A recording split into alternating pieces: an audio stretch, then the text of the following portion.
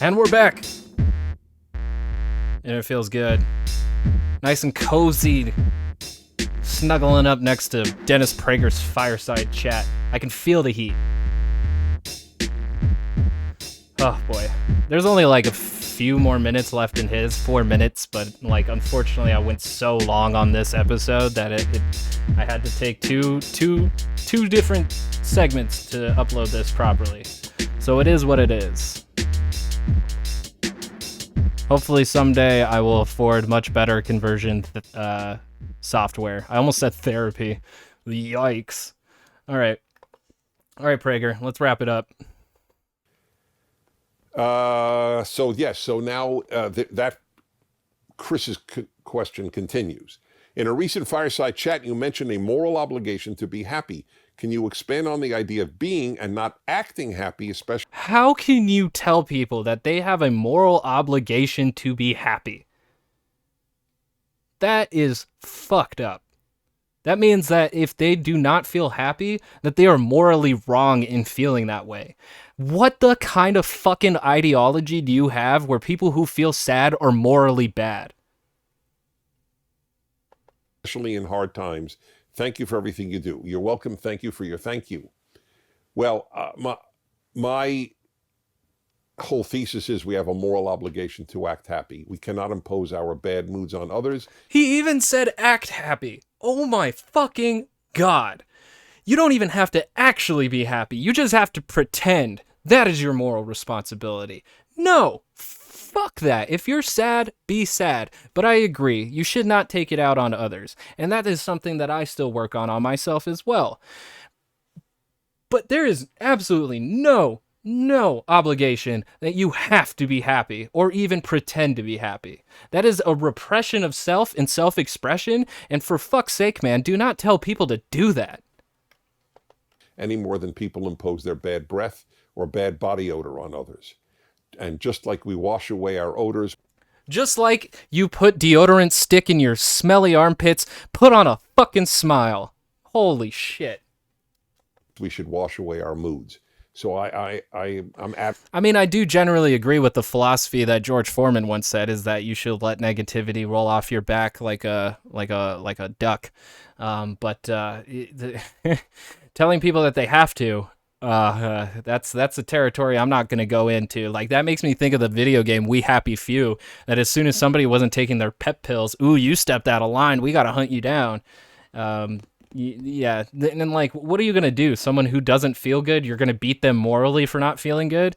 Like, if they haven't, like, imposed their sadness or anger on anybody else, but then you impose your moral values on them and saying that they have to be happy, like, what the fuck? What is this? What is this? I can't even say that it's fascist, but it definitely is trying to control people's moods, which is... wow, dude, that is a severe repress yourself if you're feeling a certain type of way kind of attitude to things. Adamant about that. It is, even if you're feeling bad, you can't inflict your bad mood on me. Now, I'm not talking. I agree on that, but like, hopefully he doesn't think somebody expressing how they feel to him, like either talking to him to work out their feelings or venting, hopefully he doesn't go like, whoa, don't impose those bad feelings on me, all right?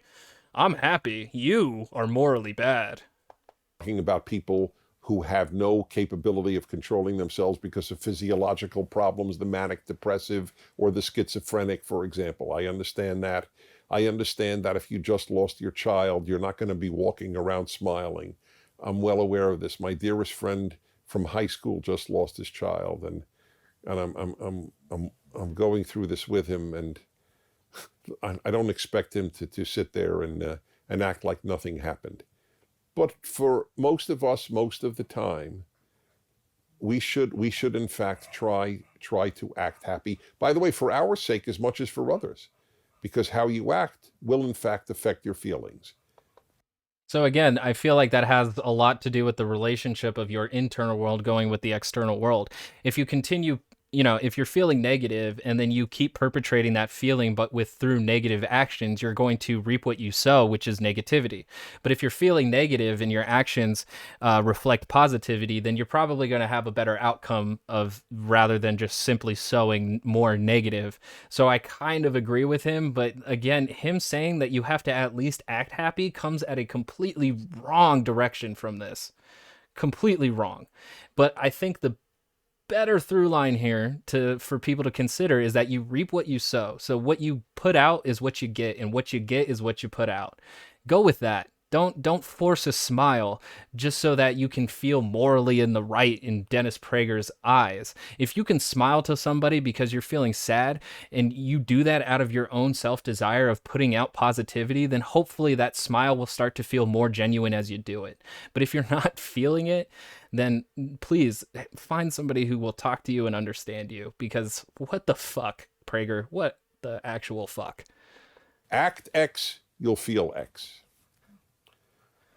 Oh my god. Okay. Like Crate, he honestly said if you just fake it till you make it. Like that was his advice. If you're feeling sad, just fucking fake it until you're happy. 33, Los Angeles. Is this the Craig I know? He is a nuisance. This guy's like a stalker. Tell him. Amazing. In a whole segment about human nature, we have a little subsection of Dennis's Super Bowl predictions. Cool. I like you can have a little bit of fun in your podcast and stuff and get into some stuff that your viewers enjoy and that you enjoy yourself, but like what does this have to do with the topic? I'm just attacking now. I'm just yeah.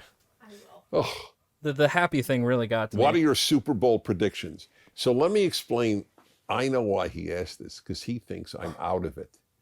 Now, you guys are witnesses. Not only did I know who's Hold on, playing, I Rosie. told you the quarterbacks' names. Is that correct? True. Okay, just want to make that clear. But since you asked, Tampa Bay. Okay. I didn't even watch the Super Bowl, so I don't know who That's won. not to say they will. I'm just telling you what I think will happen. My unrelatedness to Americans, So I I'll have ask no you idea what something, happened in Craig. the Who's Super going to win Bowl. the Stanley Cup? To which he's going to say, what sport is that? Hockey? I got him. He thinks it's a guy named Stanley gives a cup away. Sure. Okay. Sure. Got him back, didn't I? Yep. What's our state? It's funny, I don't watch There we sports and are. I knew what that was Oh, for. let's see. Wow. Oh, the next one is so good. Eric in Benton, Pennsylvania. One of my sons lives in Pennsylvania. I have a warm spot for Pennsylvania about self-discipline. So stay tuned for the next fireside chat.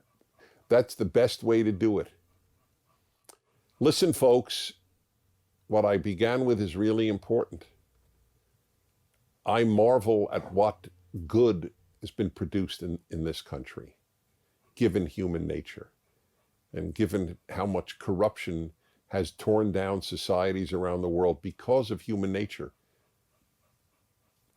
That's basic to judging a society. Given human nature, what did it produce? But again, we didn't really touch upon anything that's actually intrinsic to human nature. We're talking about things that were cultivated from the times that we live in and the society that we've structured with the incentives that are built within it. So I don't even think he supported his conclusion whatsoever throughout this entire process of going through all the premises that were supposed to lead me to that conclusion. Okay, thanks for being with me. On behalf of Otto, why are you hyperventilating? He's hot. Or he's happy. Okay, that's my man. Thanks for being with me. See you next week. Oh, man.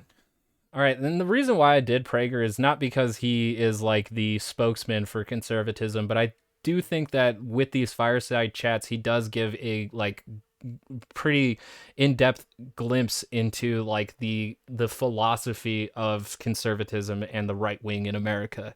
And that's why I was very much interested in doing this, because he did touch on a wide array of subjects that feed into the philosophy of conservatism in itself, Judeo-Christian conservatism nonetheless.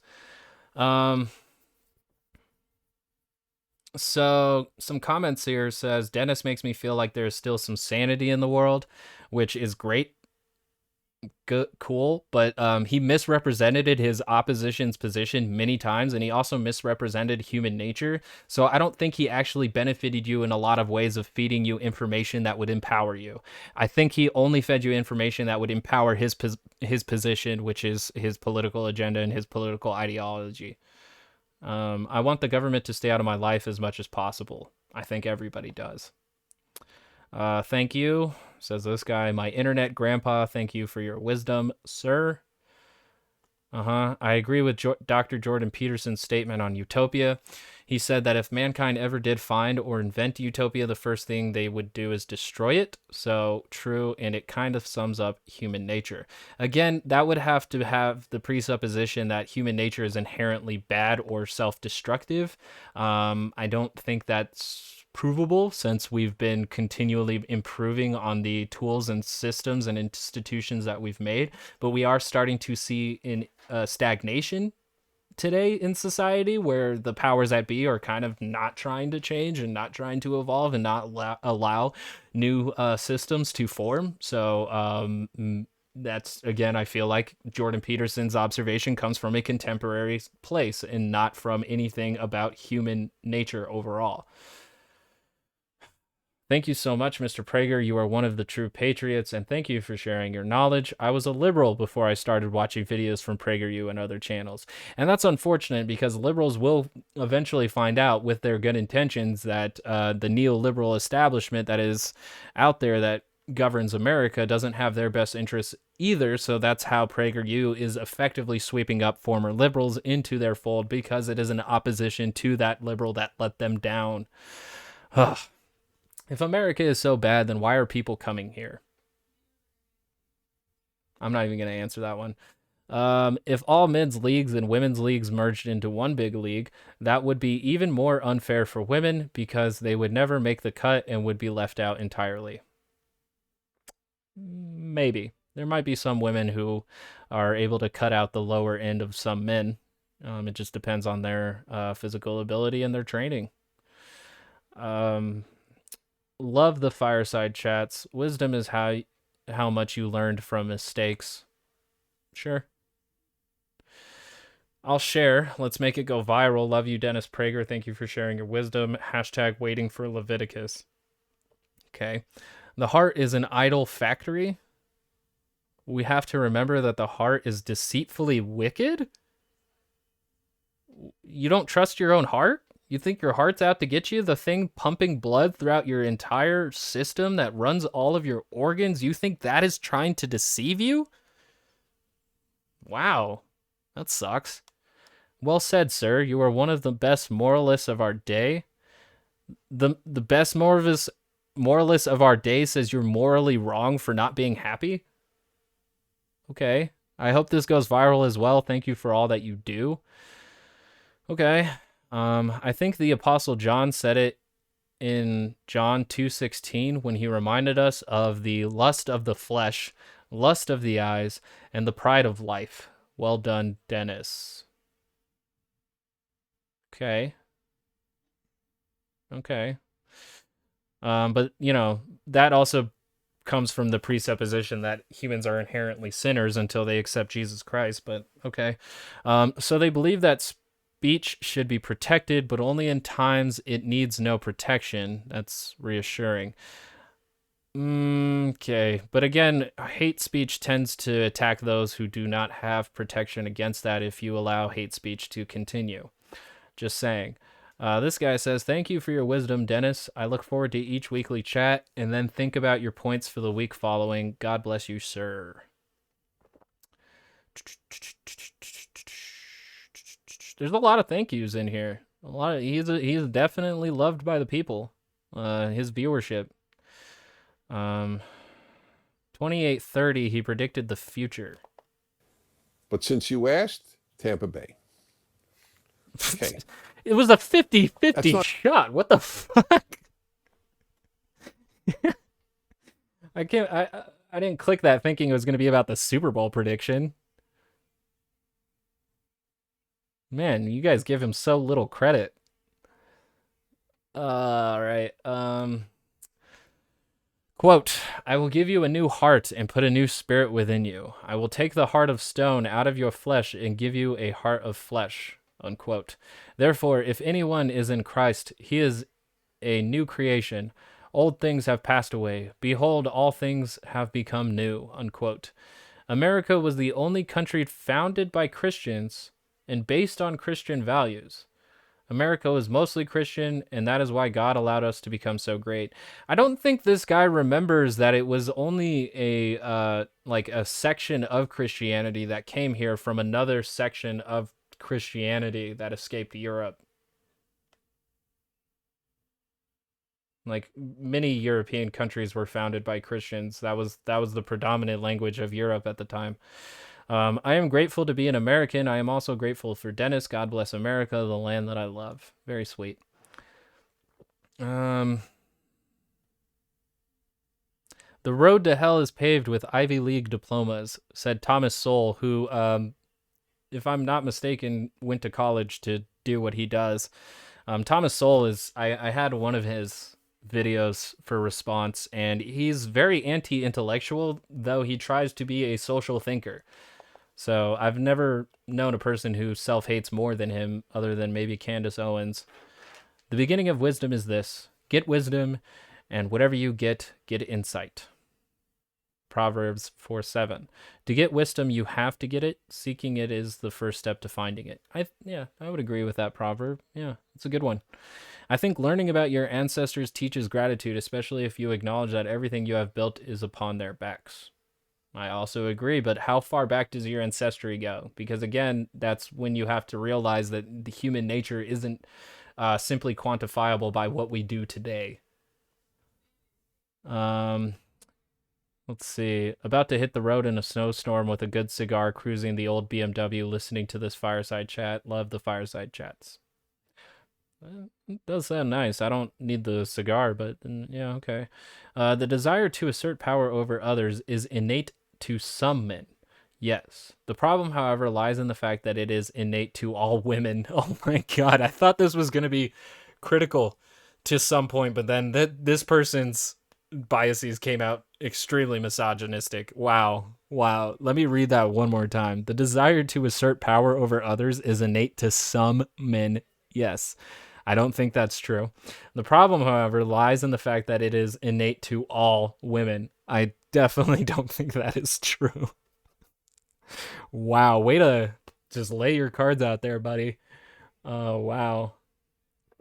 I thought they were going to have like an actual critical thought that might, at least be somewhat of a refutation to what Prager said, but that was just completely out in left field.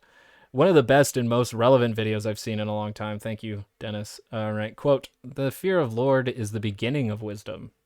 The fear of the Lord is the beginning of wisdom, and the knowledge of the Holy One is understanding? How could you have knowledge of the Holy One after you have the fear of them? Because wouldn't you have to know of them, like of the Lord, before fearing them? That Proverbs isn't quite on point as the other one before. Why do we have to tell our children to say thank you 10,000 times? Partly it's because we've become a broken record after a few years. Okay. Western civilization is an amazing achievement given human nature. Even though Western civilization is used to highlight white supremacy in a lot of ways, so that's cool. An amazing achievement that has only been achieved by the white people. What the fuck did I just say? What the actual fuck did I just say? And this guy is obviously oblivious to the fact that modern engineering holds really tightly to the discoveries in the Middle East before America was founded. So that's primo shit right there, bud. Do you really think that sub-Saharan Africans could have just as well created Western civilization? Oh my god. Holy fuck, but it was built on their backs. Wow, Jesus Christ. Amazing. Amazing white supremacy coming out in Dennis Prager's comment section. Best quote here, what is hate speech? I'm really interested in that aspect because if my opinions being different from yours is hate speech, then what is freedom of speech? Because everyone has an opinion, every single human being. Again, it has to be rooted on whether or not it's harmful to a person or to a community, or whether it's discriminatory, which is then a subsection of hate speech, which I explained earlier. So it's unfortunate that Prager is basically teaching people not to know what hate speech is. His teachings actually have a reversal in their effect by unteaching people what hate speech is, by confusing them of what hate speech is. So that's good. Someone replied with scriptures: "We are to be wise as a serpent, gentle as a dove. What goes in doesn't defile one. It's what comes out." And that's speech. Out of the abundance of the heart, the mouth speaks. Guard your heart with all diligence. It's very weird to me how Christianity doesn't allow the individual to trust their own heart. Your heart is actually wicked until it is transformed to the heart of flesh through Jesus Christ. And it's so weird, like to be inherently bad and inherently a sinner, just because you haven't accepted the one true Savior. That's like telling people to pretend to smile and fake it to make it. Probably the greatest episode in a long time. We wash our odors away and we should wash our moods away, which, I generally agree with that sentiment, but I think he's missing the point by saying, act happy. It's your moral duty to act happy. I don't like that. That's like saying that certain feelings that you feel are wrong and you should feel ashamed for them and you should hide them from others. That's not you definitely shouldn't impose your feelings upon other people against their consent or harmfully, but there's no way that you should just hide your feelings. But no. Yeah, that's gonna be it. That's the diving into Prager I'm going to get into now. So if you enjoyed that, do everything that you do on websites to let people know that you enjoyed this or found it insightful or entertaining. Who the fuck knows? Who the fuck cares? I have been your host, the Wacko Weirdo Rebel Scum Jedi Hero, and that is going to be it for me. Until next time, please stay purified so that we can consume more toxicity and distill it into something consumable and palpable. I thank you for joining me.